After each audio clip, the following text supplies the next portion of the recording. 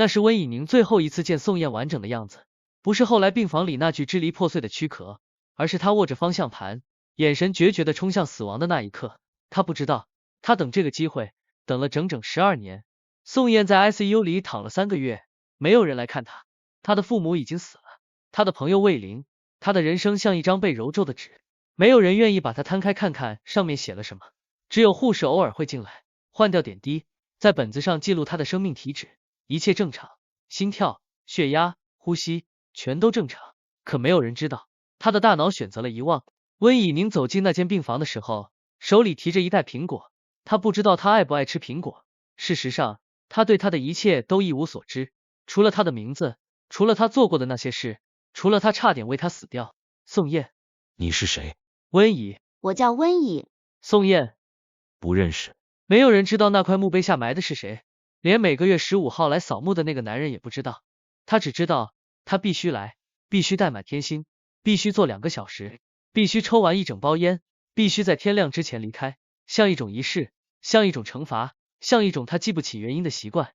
宋燕从来不相信一见钟情，直到新生入学典礼那天，台上那个忘词的女生，在全场的哄笑声中，深吸一口气，从头开始背完了整篇发言稿。她说，那是她这辈子见过最勇敢的事。从那天起，她的世界里只有2种人，温以宁和其他人。她从来没有想过打扰他。那些照片不是监视，是收藏。她把她生命中的每一个瞬间都小心翼翼地保存下来，贴在墙上，每天早上醒来第一眼就能看见。她知道这不对，她知道这很可怕，可她不知道除了这样还能怎么靠近一个人。宋燕，对不起，让你害怕了。那是温以宁第一次听见宋燕的声音，很轻，很前进，像春天的风拂过湖面。他当时没有在意，他忙着恨他。后来他用了很长很长的时间，才学会不恨他。可那时候，他已经听不见了。宋燕的父母在遗书里写，我们这一辈子的脸都被你丢尽了。他们没有说爱他，没有说对不起，没有说再见，他们只是把自己的死变成了一把刀，狠狠地捅进了儿子的心口。宋燕看到这封信的时候，没有哭。他只是把自己缩成一团，缩在角落里，像一只受伤的动物。那是他第一次崩溃，但不是最后一次。第一次，房东发现了他；第2次，邻居听见了动静；第3次，没有人发现，是他自己醒过来的。醒来的时候躺在血泊里，手腕上的伤口已经不流血了，因为血已经流前了差不多。他看着天花板，忽然笑了一下。原来想死也不是那么容易的事。他被送进精神病院的那天，天气很好。太阳很大，风很暖，他坐在救护车里，透过车窗看见外面的世界，有人在笑，有人在哭，有人在吵架，有人在接吻，一切都那么正常，正常到他觉得自己像一个不小心走错片场的演员。他不知道，他会在这扇铁门后面待很久很久。陆之恒，宋燕，我要走了，出国以后可能不会再回来。以宁和我在一起并不快乐，他只是习惯了。如果你真的喜欢他，为什么不去找他？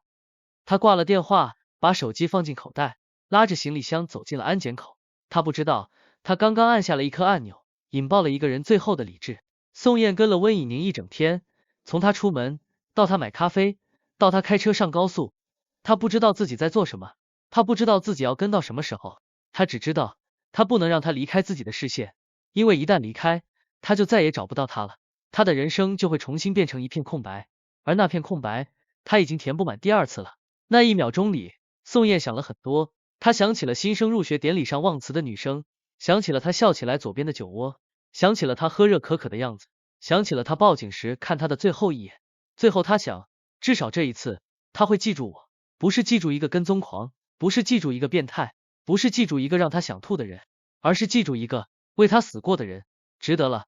温以宁不记得自己是怎么被抬上救护车的，他只记得那只手，那只手的手指很长，骨节分明，曾经在出租屋的墙上贴满他的照片。他当时觉得那只手很可怕，现在他觉得那只手很好看。他不知道为什么。温以，宋燕，我叫温以宁，从今天开始，我来照顾你。宋燕没有说话，她伸出手，轻轻碰了碰他的脸颊，指尖冰凉，像冬天的第一场雪。他不记得他是谁，但他的身体记得，他的手记得，他的心也记得，只是他忘了。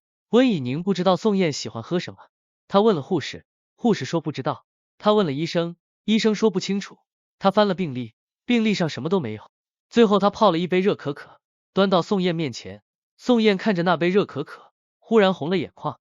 她不记得为什么，但她知道这是她的。宋燕每天都会做同一个梦，梦里有一双眼睛，很亮很黑，像雨夜里的一盏灯。她想靠近那双眼睛，可每走一步，那双眼睛就远一步。她跑，眼睛也跑；她追，眼睛也追，永远差一步，永远够不到。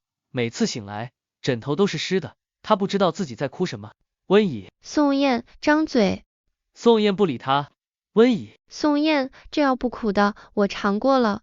宋燕把被子拉到头顶。温怡，宋燕，你吃完这颗药，我给你讲一个故事。被子动了一下。宋燕，什么故事？温怡，一个关于傻瓜的故事。宋燕，傻瓜有什么好讲的？温怡，因为那个傻瓜是我见过最好的人。温以宁背的是高中新生入学典礼的发言稿，他已经很久很久没有看过这篇稿子了，可他背得很流畅，每一个字都记得清清楚楚，因为那是他人生中最尴尬的时刻，尴尬到他用了整整12年都没能忘记。他不知道的是，那篇稿子宋燕比他记得还熟，每一个字，每一个停顿，每一个他忘词时紧张的小表情，他全都记得。温以宁不知道为什么，他每次来都会带满天星，不是刻意的，就是路过花店的时候，脚步自己停了下来。他后来才想起来，高中毕业那年，有人匿名送了他一束满天星，花束里夹着一张纸条，上面写着你是我见过最勇敢的人。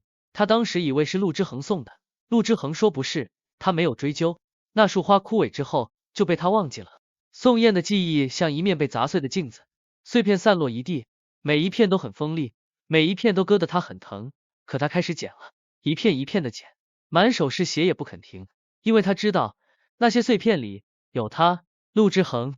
是我告诉他你去西厂的，是我说你要走了，是我说我们在一起并不快乐，是我说如果他真的喜欢你，为什么不去找你？他的声音很平静，平静的像在说一件与自己无关的事。温以宁没有说话，他只是看着他，像在看一个陌生人。陆之恒，我嫉妒他，嫉妒他可以那么毫无保留的喜欢一个人，嫉妒他可以为了喜欢的人不顾一切。温以，所以你把他推向了死亡。陆之恒没有回答，他低下头，泪水滴在了手背上。宋燕站在马路中间，闭着眼睛，他在等，等一辆车，等6年前的那个暴雨夜重新来过。这一次，没有银灰色的轿车从匝道上冲出来，这一次，没有人会挡在他面前，这一次，他终于可以结束这一切了。喇叭声越来越尖锐，车灯越来越刺眼，他笑了，很轻，很淡，像在说终于。温以宁不知道自己是怎么跑出去的，他只知道，如果他跑得不够快，那个人就会不见了，永远不见了。像6年前的那个暴雨夜，他差点就不见了一样。他欠他的太多了，多到这辈子还不完。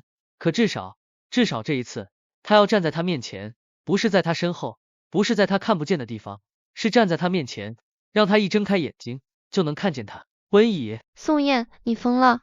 宋燕躺在积水里，睁开眼睛看着他，雨水顺着他的睫毛往下滴，他的视线模糊了又清晰，清晰了又模糊。他看着压在自己身上的这个女人，头发乱了，嘴唇发紫，眼眶红得像是要滴血。他忽然笑了。宋燕，温以宁，这是你第一次抱我。温以愣住。宋燕，原来是这个感觉。他的声音很轻，轻得像在自言自语，比我想象中暖和。宋燕，为什么要救我？温以宁张了张嘴，想说因为你救过我，可他说到一半就停住了。不对，不是因为这个。他低头看着他，看着那双他曾经恨过、怕过、逃避过、愧疚过的眼睛，忽然觉得那双眼睛很好看，从第一次见到的那天起就很好看。温以，因为我不想你死。这是温以宁第一次说他不想宋燕死，以前他恨不得他去死，现在他不想了。温以，对不起，对不起，对不起。他说了一遍又一遍，像是只会说这3个字。宋燕没有说没关系，因为他知道他需要的不是这3个字，他只是轻轻的一下一下的拍着他的后脑勺，像在说我知道了，没事了，我在这里。他终于不用再问你是谁了，因为他记起来了，不是全部，但够了，记住他就够了。宋燕决定不死了，不是因为他觉得人生有意义了，不是因为他觉得自己值得被爱了，而是因为温以宁说了一句我不想你死。这句话对他来说比任何情话都好听，因为这不是爱，不是愧疚，不是补偿，只是一个很简单的事实，他不想他死，这就够了。这12年，值得了。宋燕把那块没有名字的墓碑上的青苔擦前进了，他没有刻名字上去，因为墓碑下埋的不是温以宁，是他自己，是那个恨温以宁的宋燕，是那个怕温以宁的宋燕，是那个用跟踪和死亡来爱一个人的宋燕。他死了，死在6年前的暴雨夜里，死在精神病院的铁门后面，死在马路中间的那个瞬间。活下来的是一个新的宋燕，他不知道这个新的宋燕会活成什么样，但他决定试试看。温以宁每个月15号还是会来，不是因为愧疚，不是因为补偿，不是因为他欠他一条命，只是因为他想来。他会带一杯热可可，会读一小段书，会和他说说这个月发生的事。宋燕有时候会回应，有时候不会，但不重要，重要的是他来了，而他还在，这就够了。宋燕喝了一口热可可，忽然说，温以，温以。宋燕，谢谢你。温以，谢什么？宋燕没有回答，她低头看着手里的热可可，笑了，那个笑容很淡，淡到几乎看不见，但温以宁看见了。他忽然觉得这辈子最值得的事就是看见这个人笑。宋燕有时候还是会做噩梦，梦见父母的遗书，梦见精神病院的铁门，梦见手腕上温热的血。可他醒来的时候，床头总有一束满天星，白色的，小小的，安静的开在那里，像一个人，像一个人安静的，固执的，不求回报的守在他身边。他不记得那个人是谁了，但他记得那束花，记得那个颜色，记得那个名字，满天星。花语是，我甘愿做你的配角，我瞒着所有人，爱了你很久很久。温以宁后来问过宋燕一个问题，你后悔吗？后悔喜欢我吗？宋燕想了很久，然后她说，后悔，后悔没有早点告诉你。温以，告诉我什么？宋燕，告诉你，你不是我人生的全部，你是我人生的全部意义。温以宁哭了，宋燕没有哭，她笑了，因为她终于等到了，不是等到他爱她，是等到他愿意看着他，不躲开，不害怕，不愧疚，只是看着他，像他看着他一样。全剧中